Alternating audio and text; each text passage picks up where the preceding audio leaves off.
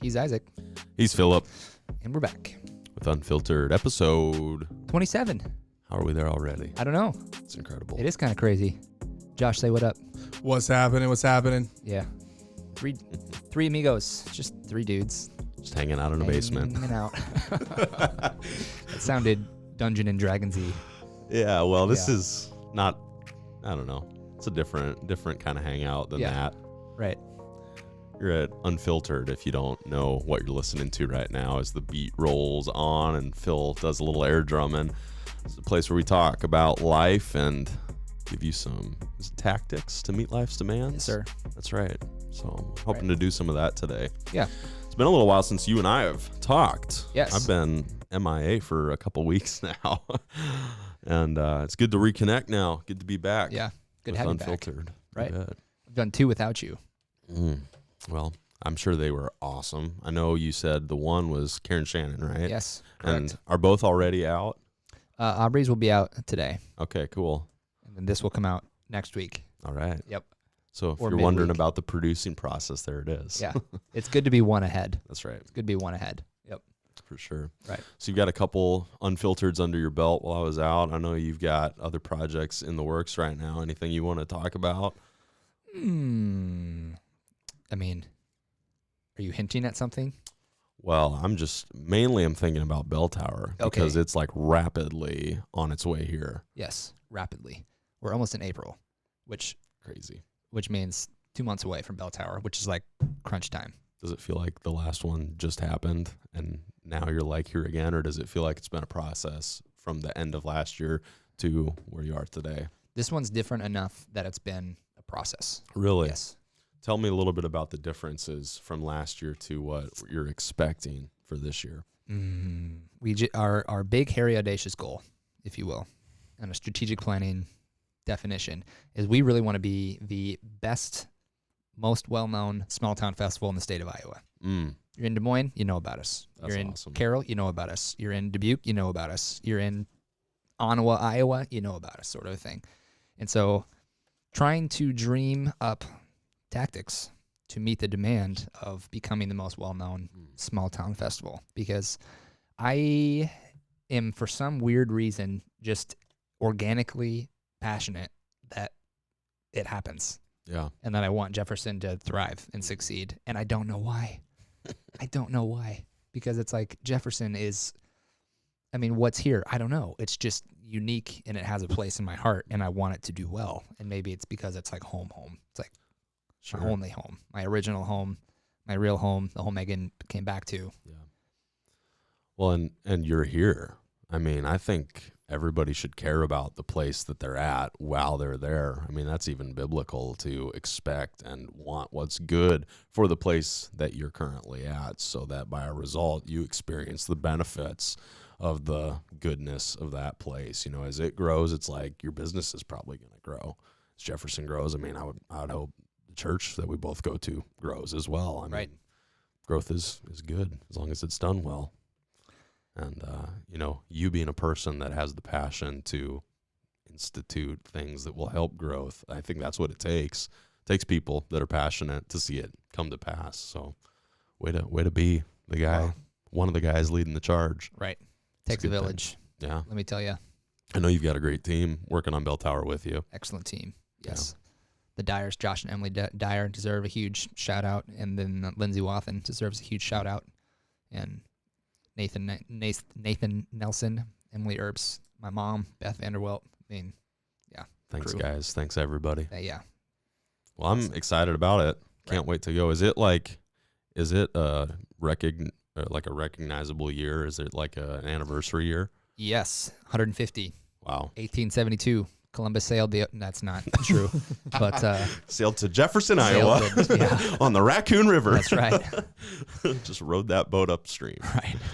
Indeed, 1872, Jefferson became officially a thing, and I think awesome. The first settlers in the county, and maybe even in Jefferson, was like 1852 or 1851 or somewhere in the 1850s. Sure. But 1872 was like incorporated. Yes. Gotcha. And then the population of Jefferson and Greene County peaked in 1900 at like 20,000 in the county.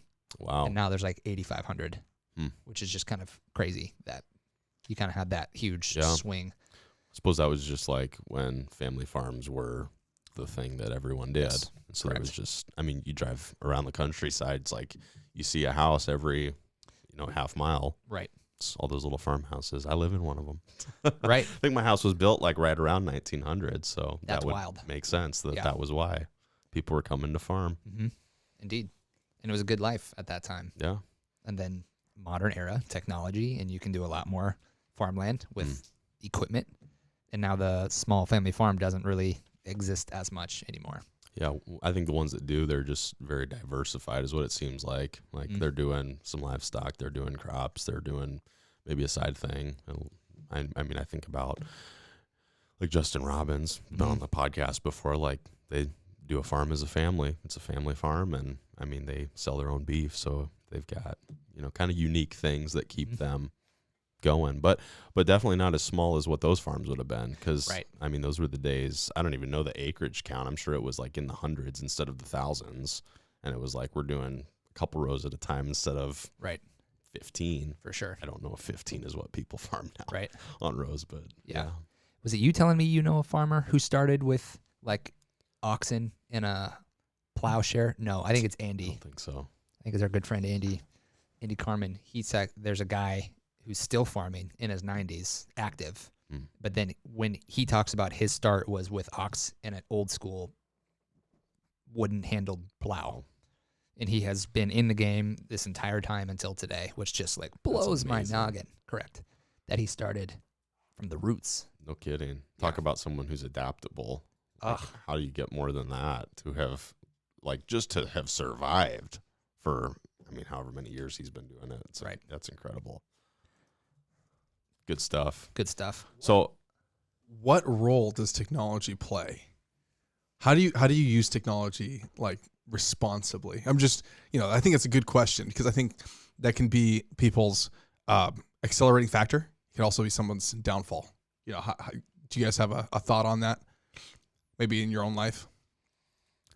yeah, I think it's an amplifier of whatever habit or motivation you already have in place. So, like, if you're doing the right things and you get a new tool to do them, you're just going to do them better. If you're doing the wrong things and you get a new tool, like, it's just going to multiply the effect, is what I think. To call back to John Michael Sawhill's podcast too, when he talked about automation and using technology to automate a process that frees you up to do something else, Right. which will incorporate growth or profit and success, and employing other people to do a different job Sure. to offer a different service so you can serve a wider range of things. Yeah, but you have to be ready to capitalize on the benefit. Otherwise, you just end up being lazy. Correct. Because it's like, well, I don't have to do as much now, so I Yes. just won't do as much. You could do that instead of chasing down more. Right. But hopefully, be like- hopefully not. That's good. I'm happy now. Getting the same job done. The problem with that, though, is that doesn't scale over time, because if you just do the same job you've always done with new ability to go beyond that, your competition's going to put you out of business, because there will come a day where people are doing more with that new technology, and the standard to survive in the industry, that bar has been raised. And so what you used to, we'll talk about farming, for example, like if there was a day where a family could farm 200 acres a year and sell their product from it and make enough to make a living just doing that, I mean, I don't know of anybody today who's like doing row crop on 200 acres and surviving off of that income. I don't think it's possible, because the bar for the industry is higher now. I mean, for someone to just do that as a job, to just do row crop, I mean, Right. you have to, I think, be doing thousands of acres to make the income needed to provide for the machinery and then pay for, your lifestyle along with it. So technology in that case is necessity, essentially, Well, yeah, to stay I in don't, the game. unless you were using like the oxen and plow in like a historical context where maybe people come and they like Right. watch you do the old art form and you're making money like really through the entertainment or informational aspect of that, like the history part. I don't think just taking crop revenue you could make it doing oxen and plow today. So what would be like some of the, I'm just throwing some ideas here. What would you say would be the preventative measures that keep you from falling into a habit of taking technology for granted and using that extra time and kind of squandering it, and then falling behind. Sure. Well, it's an element of like it's your personal motivation and drive, and here's a better word for it. It comes down to an individual's character. If an individual has the character that they are disciplined and they're faithful, they're going to do it when they have technology. Mm-hmm. But we ought to start learning that before we have the tools, I mean, I can think about myself, like learning how to drive. I grew up in town, but we had like a whole acre, and on our little acre plot that my parents owned, Dad had a riding lawnmower, and he had an ATV he would use to move snow and do some stuff like that. And so, like, before I ever was in a car, I was driving those. And before I was ever driving those, I had little battery-powered, Tykes car things. And before I had that, I had a bike or a scooter or a little pedal car or something like that. And so it's like there was a stepping up process where, at the pedal car stage, I had to learn you don't run your brother over because he made you mad, way before I ever got into a machine that had the capability to do way more damage. And so I think discipline is something that has to be taught or learned. I mean, if you don't have someone teaching it to you, you have to take the initiative to learn it yourself. And hopefully, I mean, the biblical principle is to be faithful with little, and then you can be faithful with much. And so we ought to start at a level where we're not going to be hurt if we fail, and learn how to be disciplined. I love Admiral William McRaven. He's the guy that gave that speech, I think, at Texas, which is like, if you want to be a success, do these 10 things every day. And the very first thing he says, and he wrote it into a book, is make your bed. Yeah, start and make your bed, because it's a way to be disciplined, to do something that maybe you don't feel like doing right away, but it's the right thing to do. Start by doing that. He's got other things that kind of go along that same way, but do the little things right. Jordan B. Peterson, someone whose book we're both reading right now, and I think we both have whether we agree with everything he says or not, we have a respect for some of the things he's written about and taught about. He talks about, people that want to change the world today, and they want to use the technology and use this voice that they now have, which they never would have had before. But everybody has a voice today because everyone, it seems, has access to the internet and can put things out there for other people to read and consider. He says, if you really want to change the world, you should start by cleaning your own life up first. Before you change the world, why don't you just clean your room?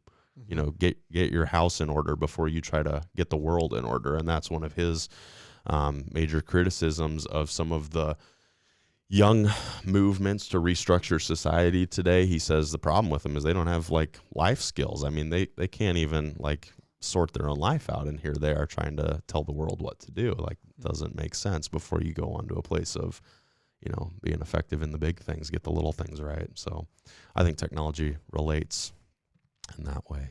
Yeah, it's tools, they just amplify is what I see. And do you agree? I agree. Cool. I agree. I don't disagree with anything. Well, it kind of even goes back to the podcast, your inspiration for the podcast, essentially, because this is a tool to get people to know and to understand, and to also inspire to invest in their community. That's how I at least from my perspective, the way I see the investment both of you are making is, and the whole part of this is, get involved. Be the change. You're important. And embracing technology and the way things are is that the internet is how you spread information now. And if you're still standing on the sidewalk, preaching or yelling or talking, you might have a reach, but only to this far. Things happen on the internet now. And so if you want to grow and you want to be a part of, because if the river's always moving, and if you decide to stand still, everything in the river starts moving past you. Right. You're stuck in the past. Correct. Right. So the key is about moving with the river, but not letting the river push you around too much. Control your destiny as much as you can. Control your destiny, because there's things that are out of control, and there are things that you can choose to do, But I don't want to be stagnant because of comfort. So therefore, because I'm passionate about growth, my growth, your growth, your growth, your growth, technology it is. Right. To a point. To a point. But not letting it push you around. I love that river metaphor. That's so good. Because you're right. I mean, you do have to be able to move along, but you don't want it to control you. Correct. And The- I think the discipline is that strength to, decide where I'm going to go with this, how I'm going to use my new position in the river. Yes. Jordan Peterson, in his overture of his book, not even chapter 1, I was like, whoa. And say what you want about it, whether you agree or disagree. There was something there that I could take and apply. And he talks about the yin and yang sign, which I am like not black and white, chaos and order. And then there's a dot of the opposite color in the mass of the color. And that represents the potential of transformation of one or the other into the opposite. Yeah. Neither is completely controlled or certain. And then there's a line between the two, the yin and yang, and chaos and order. And that line is what we're meant to try to walk on. Because they say, the Taoists, if you will, that belief system, which I'm not an expert on, but they say to walk the line is to stay on the path of life, to not let one or the other become. So it's balance. It's the concept of balance. That's what I thought until I started thinking some more, because is balance a fallacy? Because are you ever in balance, or are you always trying to move towards balance? Because or can you stay in balance? Because the moment you're in balance, something pulls you out of balance, and then you're trying to get it back in balance again, which in your body, that's called homeostasis. And if you fail to do homeostasis, you die eventually, because there are a bunch of things that are super sensitive, like the pH of your blood. If it deviates even a hair, like death. Wow. Right.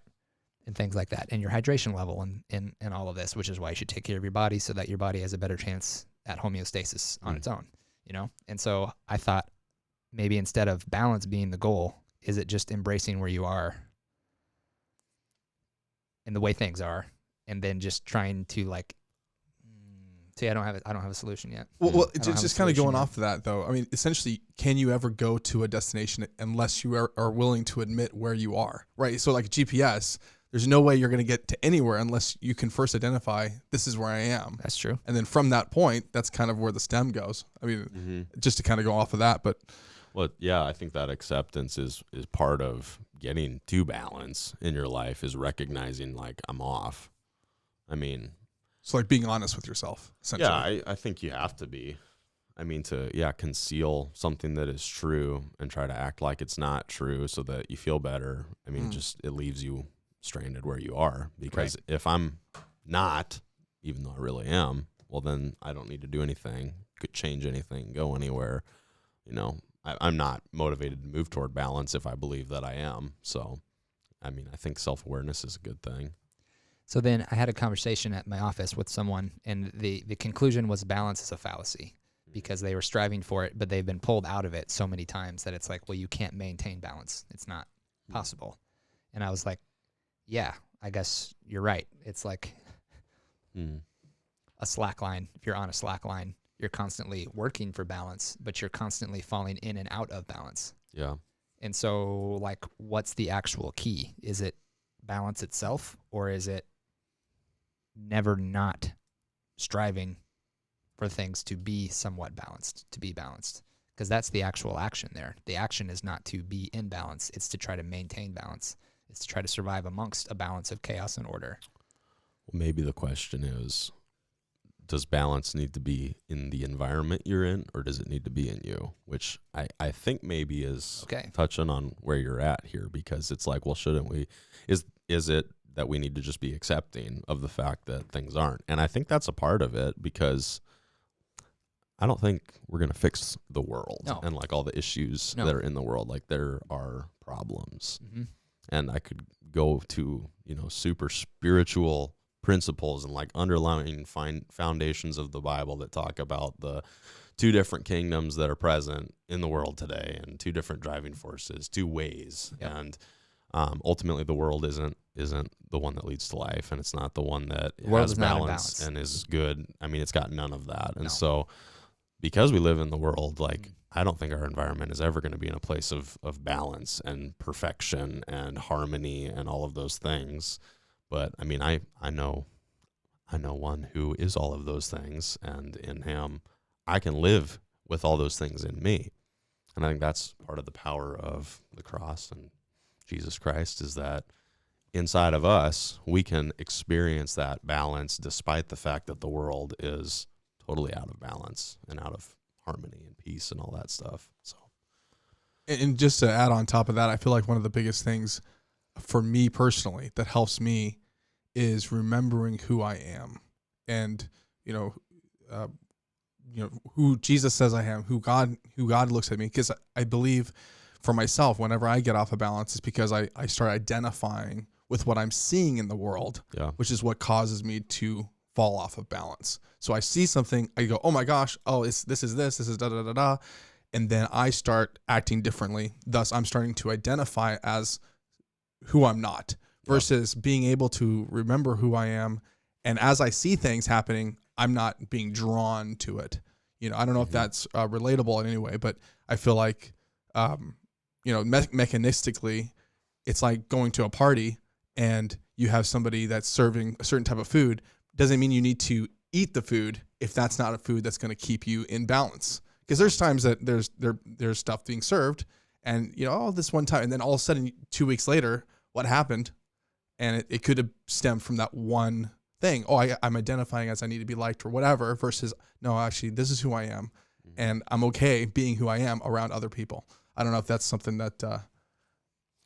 Well, it reminds me of something that Jocko Willink talks about, which is being able to detach. And I would relate that to being able to live balanced is I need to be able to detach from what I'm experiencing right around me right now, and then I can make a balanced decision. And I think in a spiritual sense, it's the same thing. Like, we have to be able to detach from the world to a certain extent, not meaning like physically, I'm out of here, but it's like I have to be able to detach from what is happening. I have to like put a layer between myself and my environment or myself in this situation, and be able to look at it through the perspective of, the perspective of Christ and the Word of God, if you're a believer in the Bible. But so I would say this, and I mean, maybe my pastoriness is coming out a little bit here, but I believe balance is only possible in Christ. I think that's the only way to live a balanced life in the world, because the world is inherently unbalanced. And I don't disagree. I don't disagree All with right. that. I definitely don't disagree with that. I definitely do not disagree with that. There are others who would be like, balance is impossible, because that's your home. Mm. And like Christ will be your home, and that mindset and who you are will be your home. Yeah. But everything that you ever experience is trying to pull you out of that in a way.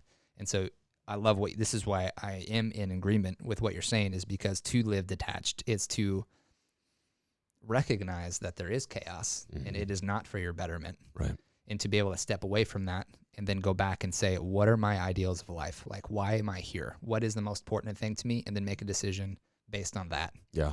Because that will always, if you're firmly rooted, will bring you back to balance. Right. And that's what I feel like is, yes, balance is good. There's security there. But to just continually strive back to that point is what we have to do on a day in and day out basis to avoid totally falling apart. Definitely. And to go with something Josh threw into that conversation too, you can't go back to that point if you don't know who you are. Correct. And so you have to have a firm understanding and be solid in who you are, because that's going to be what brings balance when you're in an unbalanced situation. Boom. It kind of reminds me of that scripture that says, consider it all joy.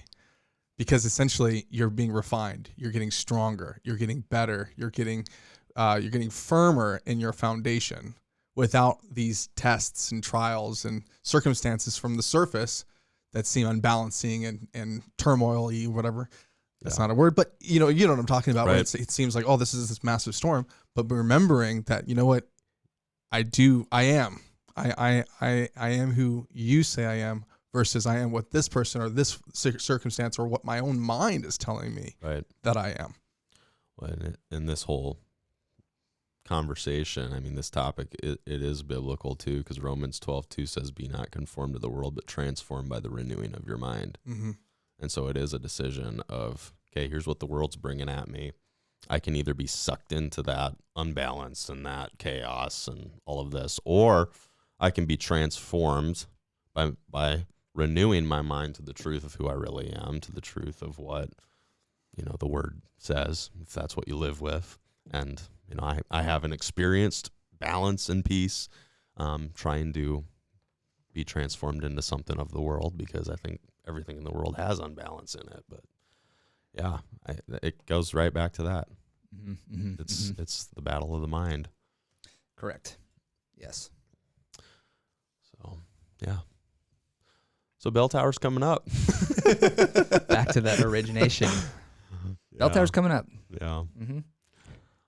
Are there any like real notable things happening this year with that you'd want to like throw out there? You were just mentioning before the podcast, like I should probably do some like PR. Should probably do some like get the word out about it. Got a great platform here to do that. Right. There are just an infinite amount of ways that you could do that, and it's like, where do you put your eggs? Yeah. You put them all in one basket, because it's easy to get distracted by Facebook, because you can make a post, boost it for a week, and it'll reach 12,000 people. But you don't necessarily know what's happening on their end of that post. So it's like, okay, you got to embrace everything. But marketing is super expensive. The bell tower is not necessarily a profitable game to be in. And I'm just a volunteer. I ain't getting paid. So any money that goes in has to be very well thought out. Yeah. Or else you just lost it. Right. And it's not fruitful. And then you're toast for next year and the year after. But there's a carnival that the city of Jefferson has graciously helped sponsor that. Awesome. So that's going to be big for kind of the kids age 4 to 10 to 12. And I was just talking to the guy on the phone, because they come and they camp for like 5 days, and we have to like provide camping for them and all that. So they'll be at Spring Lake. But he's like, yeah, and I just traded he said he has a pirate ship and it swings. He said, I just traded that for a 20-foot drop tower. Oh, wow. Which I'm like, cool. I mean, like, okay, so we're going to take you up 20 feet, and then you're going to drop kind of like a space needle type of thing. Like, awesome. Sounds cool. Sounds the bomb. So Chestnut Street, the whole Chestnut Street will just be lined with rides and games, carnival, stuffed animals, the whole 9 yards. So sounds awesome. Is there an age restriction? No, you're more than welcome, I'm pretty sure. All right. Yeah. I'm pretty sure. I'm pretty sure. There might be a weight limit, though, so beware. Buyer beware on that. Buyer beware. Awesome. Yeah. So there's that, and then the atmosphere, the whole open concept. You can just come in and just walk around just freely wherever you want, and the sunshades, because it's hot in June. There's sun out. Sunshades. Sunshades. Plural. Oh, correct. Man. So that one last year that was awesome, providing the shade. Right. So that was quite something to see. I mean, I remember the first day I like drove down Lincoln Way, and I looked over at. No, I wasn't driving down Lincoln. I was down like Highway 4 going through town, and I looked down Lincoln Way over toward the square, and I was like, oh my gosh, there it is. Looks incredible. Yeah. Now there's going to be 2 of them. 3 of them, technically. 3 of them. If you count the 3 shades as one, okay, we have double that coming in That's addition. Awesome. Yeah. Very cool. By a grant. Awesome. Because, again, there's opportunities out there, let me tell you, for community projects. In the Greene County Community Foundation, we wrote a grant to them, and they approved of our That's awesome idea. And Home State Bank fronted us with some of the money that you have to put up, because they don't just give you free money if they like your idea. You've got to put some money down. Sure. So we went to the bank, which is Sid Jones. I learned my lesson with him, because when I have a good idea and I need some backing, I go to Sid first. And he just retired as the president of Home State Bank. But in these community type of projects, I had an idea last year, and I got someone else's help, and I wanted Sid's help with something else. Yeah. And I was telling him about just everything we had going on, and he said, well, I'll help you with this, but I'm really interested with this other project that you told me about, but you didn't ask me to help with. And he said, I wish you would have come to me first. Oh, man. And I was like, okay. Message received is when you want something done. But anyway, I've gotten a lot of help from a lot of sources, people who are jumping on the bell tower bandwagon and want to see it thrive again and be all that it can be. Well, I believe in the vision. So it's good. And it's awesome skill and, work you're doing to bring all of that together, to bring all these different voices and volunteers in to make the project happen. Should be good for Jefferson. Jefferson's just a neat little place to be. Yeah. Jefferson, Iowa. I think so too. I think for a day out on June 10, 11, this would be a great place to spend a day with your family at this event. So yeah. Yeah. Planning on being there. Right. But when you came home from Nashville, and we were talking about all this because music is a big component of Bell Tower. And I was like, I don't think I get music. I said this to you. Yeah. And I think I understand a little bit more now. Really? But it's like when you talk about the concept of music and why people are into it and what it does to people, I don't listen to like a whole lot of music unless I need to like set the mood. Mm-hmm. That's what it does for me. It's like an atmosphere. Yeah. Yeah. Yep. Which is what we're using it for on Bell Tower too, is we're trying to set the atmosphere because it's more fun to hang out with your buddies downtown if there's a band out there. Sure. But yet, like, music speaks to people. Mm-hmm. I'm trying to remember if I've ever been like spoken to from music. Mm. And I can't necessarily say that I have. It's not like a moment that stands out in your mind. Not Where necessarily. you heard a song and it just like, I don't know, you melted in one part, or it like built you up to get something done. Maybe Let It Go from Frozen did that Oh my God. to me. Maybe that one. Or the Into the Unknown from Frozen 2, because my 2-year-old likes this stuff. She will watch Frozen, like start to finish. It's crazy. So Let It Go comes on, and I'm like, I'm feeling this. But it took like 15 times for me to like listen to it. Mm. And then when I listened to the words, it like emulated something that I felt inside of me. Yeah. You know? Like embracing the unknown and not being afraid to just take that little leap into See, the darkness. You get it. Mm. You do get it. But it's like not all music does that to someone who wrote it. I mean, you're writing this music or you're creating it because it's speaking to you, right? But it's like I can only do this with like this small aisle of music, my one genre. Well, it could be that like the feeling or emotion or message that you're looking for is only apparent in one genre or style. But I think part of coming to appreciate more kinds of music is opening up to like the varying emotions of the human, experience. Like where, Frozen, it's like maybe that's a little bit inspirational, a little bit moving, but I showed you that song by Riders in the Sky. Right. And you looked at me like I'd lost it. I mean, because it's a silly little song, and it is. This band Riders in the Sky, they write a lot of music like for Pixar and do a lot of the kind of like plucky little beats that are in that. And what that like conveys to me is different than what Let It Go, would convey to you, because the point is different. I mean, like I heard the song and I think it was called like I've Cooked Everything, and that's the one I showed you. And it's just a silly little song, but what it does to me is it brings about just kind of the fun joy of trying all these different kinds of foods. And this guy who's like, I mean, he's probably in his 70s now. One of the things that I loved about it so much, having experienced it live at the Grand Ole Opry, which was an incredible experience, and I would totally recommend anybody going to Nashville should try to make it to one of those shows. It's cool. But the thing I loved so much about that wasn't really the song. Well, I like food, but even that like didn't really do it for me. To me, it was the fact that this guy is having so much fun singing about, how he's cooked all these different things. To me, that was what was cool about it. And it was like, for me, just a little tiny peek into this guy's life, which I felt like was neat. To have that link with someone that I've never talked to in person. And I think that's something that, it makes these artists relatable. I think that's another thing music does for people, is there's a connection provided by enjoying something that someone else is enjoying. Sure. So maybe I need something existential. Maybe that's what I need. Maybe or that's what you're looking for. Maybe that's what I'm looking for. Yeah. Maybe Because, I mean, if you want that deep meaning out of every song, like, you're not going to get it every time. There's a lot of music that's not that. I mean, it just isn't. Right. And people write songs for different reasons. And the reason a song is written is going to directly affect what somebody can take away from it, because you're never going to get the answers to life questions by listening to I've Cooked Everything, pork, beans, rinds, all that stuff that's in that song. Like, it's not there. Someone might say that it is. Maybe it is.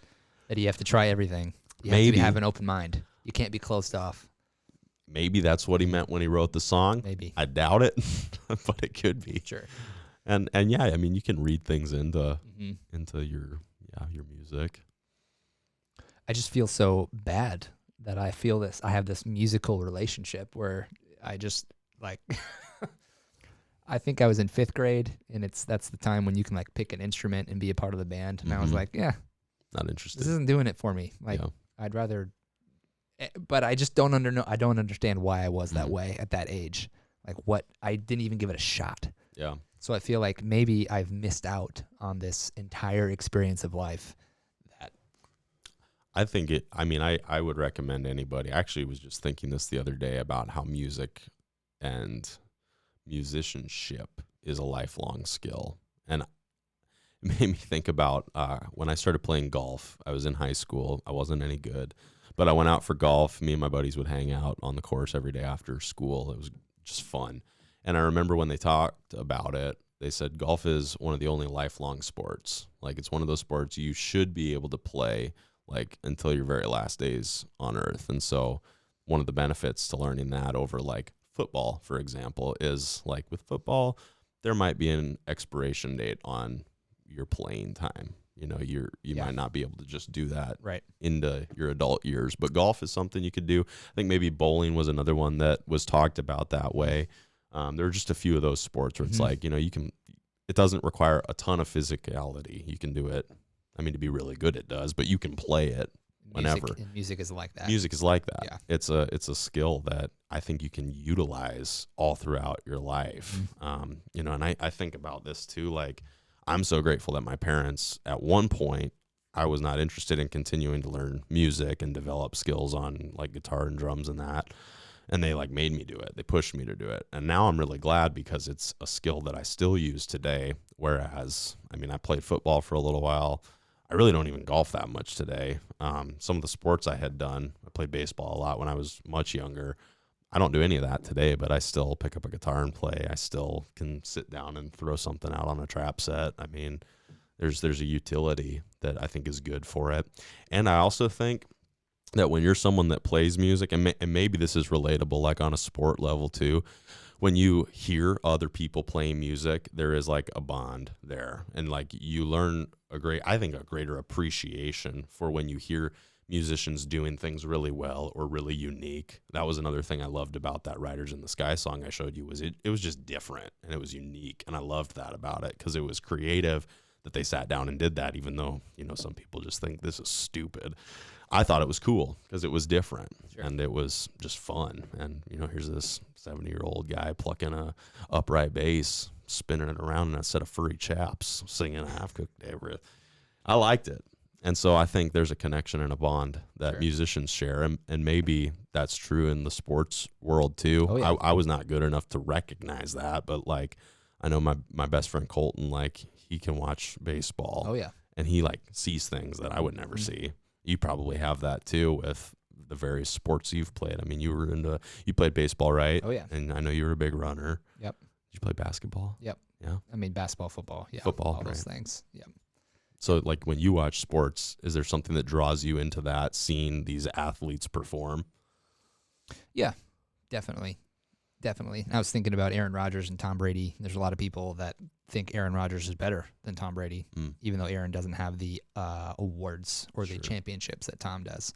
And it's because they both play the same position in a different style. And Tom is really good at winning football games, but Aaron Rodgers almost has this like magic about him and the way he moves, and it just doesn't make sense how he's able to do what he is doing. And how there's another quarterback that will step in against the same team and these same 300-pound linebackers that are ready to crush you, and they get crushed, and Aaron somehow just like slips. And then he throws, and then it's just like, wow, there it was, touchdown. But yet I don't understand why that doesn't translate into like Super Bowls. They won once in like 2010, and they haven't won since then. It's like, what are y'all doing over there in Green Bay? And there we go down that tangent, you know? So yes, I see things, and I get it. So like you see things in music, and it's like my eye and my ear is not trained to do that. And what I would say is the same feelings you have toward some aspects of music, like I have that for sports. Like I don't care to sit down and watch 12 dudes like fight each other on a football, you know, 2 teams of 12. I don't care. It's 2 teams of 11, See, first of all. That's how much I know. Obviously, I don't care that much. I don't know why I thought 12. Whatever. Right. Embarrassing moment. That's great. Technically, the coach is the 12th. Yeah, and, you know, no, I got it wrong. Just Yeah, I did wrong. I'm going to back you up. I appreciate that. I'm with you to the end of the line, man. Thanks, man. Yep. But I relate because like you saying I just don't get it. I've said that about watching sports before. I'm like, Right. I don't get it. Right. You know, I don't understand. Yeah. To me, it just seems like a waste. I heard someone say, why would you ever want to watch this game watching guys run up and down the court chasing this silly ball? I was like, How could you think I that? was shocked. Yeah. It was in the height of my basketball career, but it's like he's not into it. Right. Well, that person, myself being that person, you know, I don't have the time invested. I don't have the learning invested. Don't have the care or the appreciation for the mechanics and the, I don't know, I probably even in sports, like physical performance, there's probably an artistry to that too. And I don't appreciate that. I mean, to me, like one guy throwing a ball is the same as another guy throwing a ball. Right. One guy making a basket is the same as another guy doing it. But there are people that see the finesse, and I don't see that. Right. Because I'm not in. Right. But I do with music. It's like maybe I don't see it, but I hear it. You know, I hear a part played on any instrument. It's like, that is incredible that they can do that. Does it all boil down to each their own then? It's probably about what you value on at least the human, like, Experience part. Yeah, the skill, the appreciation of skill. It's probably what you value is, well, it's what you're going to value, and you're going to pick up on it. Right. And I'd add in there, it's a skill of awareness of different. Music is one of those things, even in the Bible, right? You got, or even let's just say right now in the military, the first thing, as far as I heard, the first thing they drop off when they go to a new zone is the band. So that when the soldiers show up, they're hearing American songs, they're hearing, you know, that vibe when they get there. So that natural camaraderie, whether you're into music or not, you have that natural sense for like, I'm home, I'm with my brothers, we're here to do a mission, we're here together. And it's very difficult to convey that through just symbols alone or just speeches. Words with musical tones, they carry almost a hypnotic. You'll be singing them. That's why you hear songs in commercials like Trident commercials and McDonald's and all these things. You hear those songs and they speak to you and they stay with you, and you almost start producing your own production inside your head. And I would say if there's ever a time where you start saying, or anyone that feels like, I don't know about this, I would say, there's like the story of the fish, and it's like you're inside. Even for example, when you speak, my opinion is anyone that's talking, they're making music. The words that you're conveying, the energy, there's vibrations. There's certain people that you really want to listen to. They got a great voice, and there's certain people that you're like, I don't want to hear this voice, right? But it's definitely a different. It's in my opinion, it's the ability to tune in to the energy that's being conveyed. And so, even just the podcast song before we started, it just changes it. It adds that aspect. And even those little subtle things that seem like, oh, this isn't that big of a deal. I'm looking for that big, might not necessarily happen it's actually happening all the time, but they're happening in different levels. So something, you don't want to show up, you wake up in the morning and then you turn on a concert. It's like, no, I'm just trying to get ready for work. So you put on certain music for that. And that's a big deal, It probably goes back to some point to setting an atmosphere. Mm-hmm. And it does setting that. the mood, Any kind of music is going to change an atmosphere. I mean, I've been in places where they're playing like powerful moving music, and then it's like you throw on Baby Shark, and now we're like joking around, and like people respond to that very differently. Like what comes to mind for that is like a youth camp that I've been to before, and it's like we go from praise and worship where we're playing one kind of music, or even like an introduction thing where it's just like booming kind of instrumental music, and then they play like a silly song, and it's like the kids start goofing off immediately because like everything just changed, the mood changed. So I think that's true, the atmospheric. And what else can do that? I mean, I think that actions, talking about atmosphere, I would once again compare that to sports, because it's different to be watching sports live than it is on a TV somewhere. Like there's an atmosphere shift, even if there's no music. hearing the fans cheer, Mm-hmm. hearing, plays, whether you can hear it or not, like, they're being called out. I mean, you hear yelling and screaming like that. There's an atmosphere there. Maybe some of the music you don't like sets an atmosphere you don't care to be in. Maybe that's why you don't like some of it. Sure. There are certain kinds of music I don't care for, and it's because it does. It like carries an atmosphere with it that I don't care for, and there's probably a spiritual side to that as well. But all music, I mean, it definitely carries more than just words and a beat. Right. Yeah.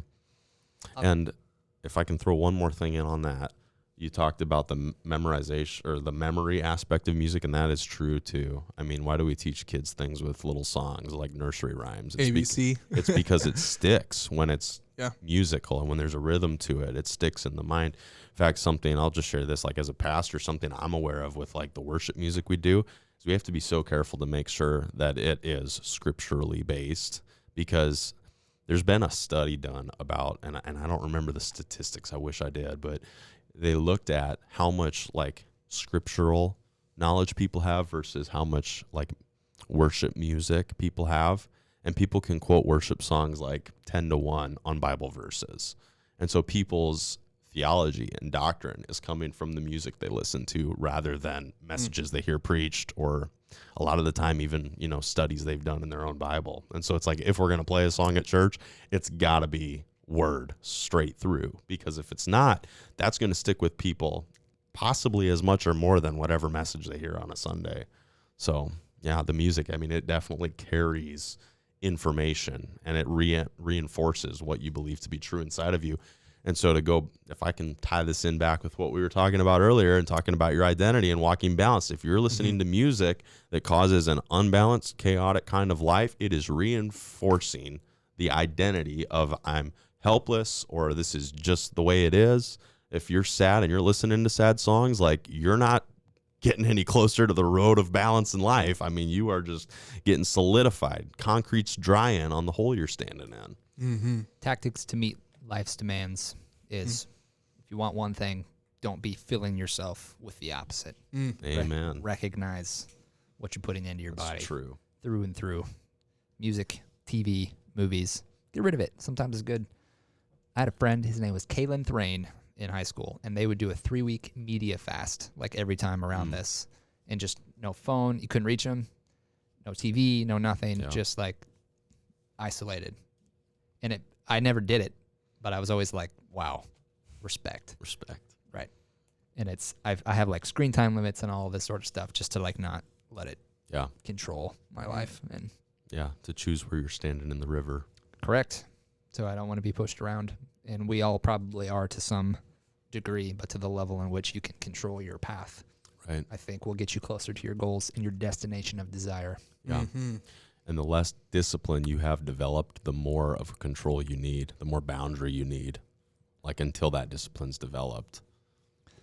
Which is hard to self-impose, right, when there's not like someone else or an immediate consequence, right, which is almost like childhood, 0 to 18 is a vital area to, as a parent, I feel called, or I feel it's almost a fear to install some of these things so that my child doesn't get radical later, because the boundary was never there. Or responsibility. Responsibility was never there. Yeah. Correct. Yeah. And so we're trying hard to like do some of those things right now. Like, you spill it, you're gonna pick it up, and you don't disrespect mommy and daddy like this, and you sure as heck don't disrespect a third party. Like, I can take it to some degree, and it's almost like I have to remember not to get run over by my 2-year-old, because it's like, what it didn't mean. I know she didn't. She'll be hugging me later. Correct. Exactly. It's easy to do that, but yet it's this like, is just an emotional reaction. Let's fight this little battle so that we're not fighting the big battle later, which is one of another greatest advice of parenting I ever got from Troy Binkley, if you will. Throwing a lot of names around today on this podcast. Yeah. But he said, we fight the battle of no elbows on the dinner table when we're eating. But then if you fight that battle, you've installed discipline and responsibility that you're not fighting. Did you sneak out last night? Sure. Did you drink alcohol when you were 14? Or what did you do? Because I don't know, because you weren't here, because you left my guardrails of discipline and responsibility. Right. If you get the little things right at the beginning, the big things will be right later on. If you're faithful with little, you can be right. faithful with a lot. That's it. It's so great how core principles, they relate to, it's like how you do one thing. There's a quote, and I apologize, I don't know who this quote comes from, but it's how you do one thing is how you do everything. And so if you can work on one thing in a particular manner that's going to be fruitful, that's going to have a good core principle there, you're automatically going to apply that core principle to how you interact with your spouse or how you interact with people you don't know. There's a common understanding that it's like, how do you look at you can tell someone's character by how they treat someone that is in a servant role. And so if that person is being treated in a way, or that person is choosing to treat someone in a servant role in a very disrespectful sense, it's a very good indication of what's going on underneath the surface and some of the core principles they're living by. So it's I commend you on that, because that's actually what we're working on in our house. Is building those core principles. So now she has these tools that it's relatable. It's something that eventually becomes second nature. And then, someone asks, well, why do you do this? Why do you do that? I don't know. And that's great. And then, essentially because they're being set up to be successful. It's great. Well, you're building character. Yes. By doing those little things right. And I think sometimes we take that for granted. It's like, well, I just have to figure out how to do the big thing. No, just if your character is right, then you'll do all things well. Yep. I've been asking some people at the office, what was the best decade of your life? And a lot of people, very rarely do I ever hear teenage. Very rarely do I ever hear 20 to 30. But I'll hear people say 30 to 40 and 40 to 50. Yeah. And so then I'm like wondering about, why is that the best decade of life? And then you think about some major milestones, kids coming into the picture, leaving the picture around this time frame, jobs being secure. But moral of the story is I feel like that's when all the fruit of their labor from the last decades has finally come to fruition. Yeah. Like this discipline has then paid off at this point, and you start to reap some of the benefits and the reward of that. That's my current conclusion. There's probably a multifactorial thing in that, but it's like, why would 50 be sweeter than 30? You're 20 years older. Your body doesn't do the things that it used to do. A lot of people complain to me about turning 30. Everything went to kaput at 30. It's like, well, I'm 30 and I don't want that to happen, but yet these same people are saying life is its richest at 50 versus 30. That's interesting to me. Because that means it's not about your body. It's not about how you looked or how you felt. Yeah. It means there's another external factor. Yeah, I would think so. I mean, hopefully, if you're living in a healthy way, hopefully you've got some relationships by the time you're in your 40s or 50s, like some solid ones that have proven themselves both in and outside of your immediate family. And I think that is rewarding. Hopefully if you've done resources well, you've got more of those sitting around than you did at 20 or 30, which gives a whole new set of opportunities when you've got resources. Yeah. But I think some of finding life rewarding in whatever, and I mean, I haven't even gotten to the third decade yet, so I don't know what that'll look like. And I mean, hey, I'm expecting it to just keep getting better. So I heard somebody, I wouldn't be able to quote who it was, but I heard somebody one time say, I'm living the best part of my life today. And I hope that's true. I mean, I want it to be where every decade, every year is growing and getting better and continuing to have payoffs from things invested earlier on. But I think part of it's recognizing, like if I were to say the part I liked in the moment the least, it would have been the 3 years I was at college, because that was input time. And there was very little output. In fact, I just saw one of those Facebook memories pop up the other day, and it was my third year at Rhema, my third year in Tulsa, going to school, and I had just started this new job as a car salesman, and I had been doing my Bible school during the day, but then working on a business degree at night. And so there was this day where I got my first car sale, and then I went home that night, and I had an envelope in the mail, and it was my associate's degree. So I was like halfway through my course load to get to the bachelor's. And I was like, that at the time I had written this post about how, it was a significant day for me because I finally saw a return on some of what I had been doing. And I think learning to recognize the returns is important. Learning to get those small victories along the way is important because it keeps you pressing on in the long term. I think too about, like, whether you like his stuff or not, Dave Ramsey, he teaches about paying off debt as being one of the first things you need to do if you want to have financial security, financial peace. And he applies the debt snowball method, which is start paying off, pay your minimums on all your debts, but then put all the extra cash you can. And he says, do it towards the smallest one first. Now, if we went straight from a mathematical perspective, it would make the most sense to pay off the one with the highest interest first, because you're paying the most out. So if you get it done earlier, well, then, you're going to end up money ahead because you're not paying that larger interest percentage. He says it's more important that you start with your smallest debt and pay that off first so that you can get a win right away. And he said that's what you need to, like, keep going along the way. You need to pay off and get some wins, get some returns right away, where now I don't have to pay that bill. And so I think that part in our psychology is important, that we're recognizing wins. I mean, that's probably something I don't do enough, is like write down some of the things that have gone well. Maybe that's a good tactic to implement. And I'm not saying from experience because I don't do it, but shoot, maybe I should. Like, the end of the day, end of a week, like, go through and write down 3 things that went well, 3 returns, 3 things your kid did that were good, where it was like, oh man, did you hear she said this? Did you hear she did this? It's working. Right. That's awesome. Just like get some wins written down. And then when you're feeling discouraged and defeated, you can go back, and if they're written down, you can look and you can see, you know what, we're okay, because this is a track record. We're consistently seeing wins happen. So no wonder life gets richer in later decades, as you've stacked up some wins. Yeah. Enough. If you've been inputting, you're going to get the outputs down Right. the road. So invest now so you see the return later. Reminds me of, I believe you were saying this before the podcast, which was regarding creating a positive feedback loop. Mm-hmm. And that goes back to that psychology. So as you start to hit those wins, you start to get those positive feedback, and it just snowballs, because then you're starting to establish positive habits. Yeah. And those habits then become assets for you. That's true. Kind of like an automation. Can I talk about lobsters for a second? You sure can. Or do you want to? About the positive feedback loop and how the structure improves? What's our time check? 57. Quick one. When my brain starts to get a little jello-y, I know this has been a heavy one, or a deeper one, or a thought-provoking one.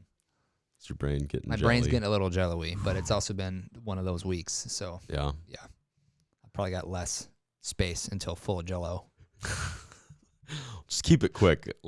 I'll just give a quick summary. How's that? I'm just going to sit back and enjoy this while you lay it down. All right. So let me pop the book up on the screen here for anyone that hasn't seen it. We've referenced it a couple times, but this is 12 Rules for Life.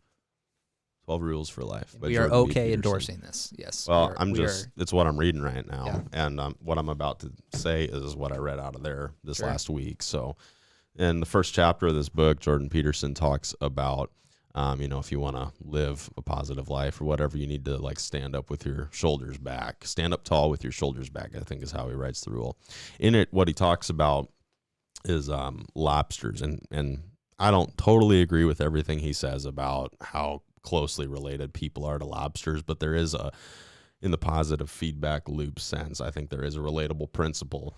And it's this: when lobsters fight each other, they do it for, property, so to speak. They do it for the best hiding places. They do it for resources, for food, for, he references, like, they do it so they have the best mating partners. They fight each other for position, for social dominance, so to speak.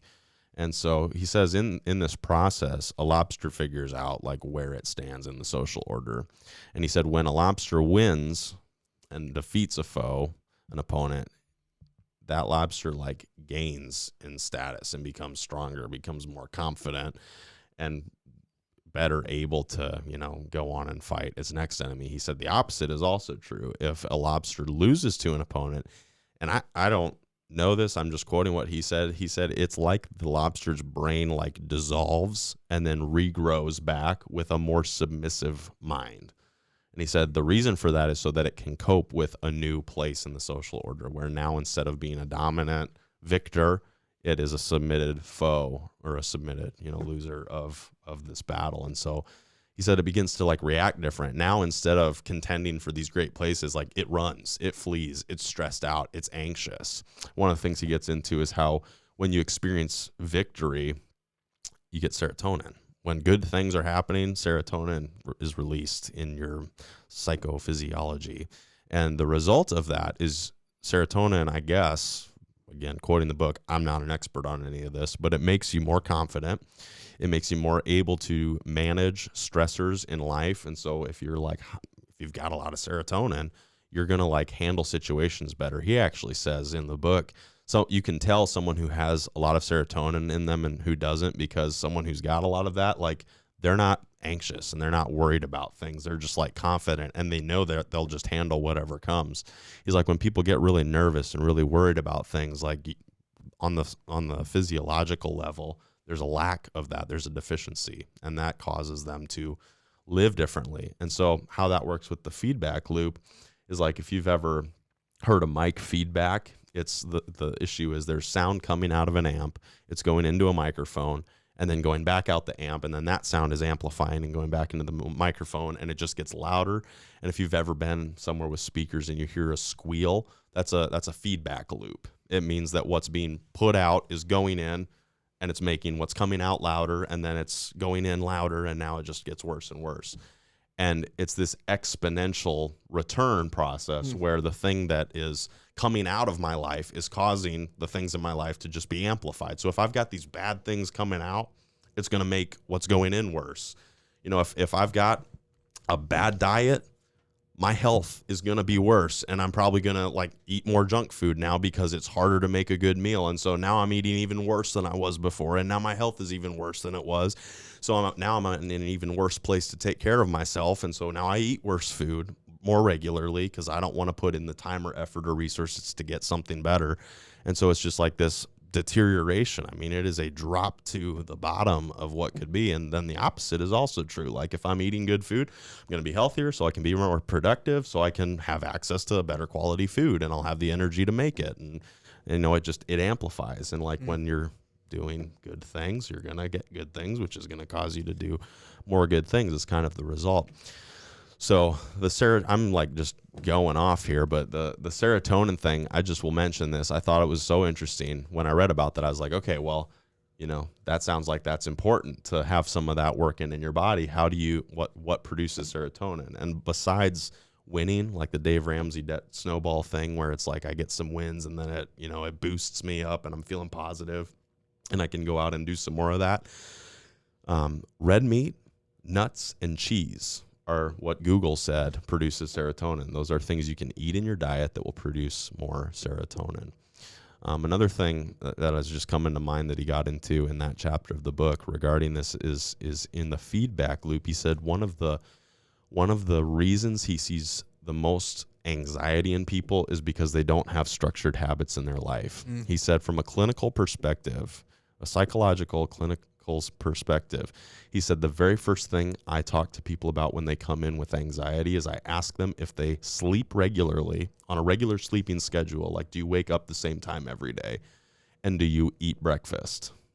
Because those are two things that produce a positive habit and prepare your body to like work in a positive way throughout the day. And he said, when you don't have that, your lifestyle is more erratic and your body responds to that by creating this negative feedback loop. So like if he said, I've had like so many cases, and I don't remember the percentage, he names it, but it was like a high percentage of cases that he doesn't even deal with like psychological issues. He just gets them on a sleeping schedule and eating breakfast, and that solves the anxiety problems, is what he claims in the book. So it's amazing how those habits and those wins, they directly translate to how your life is going to amplify in the positive or negative.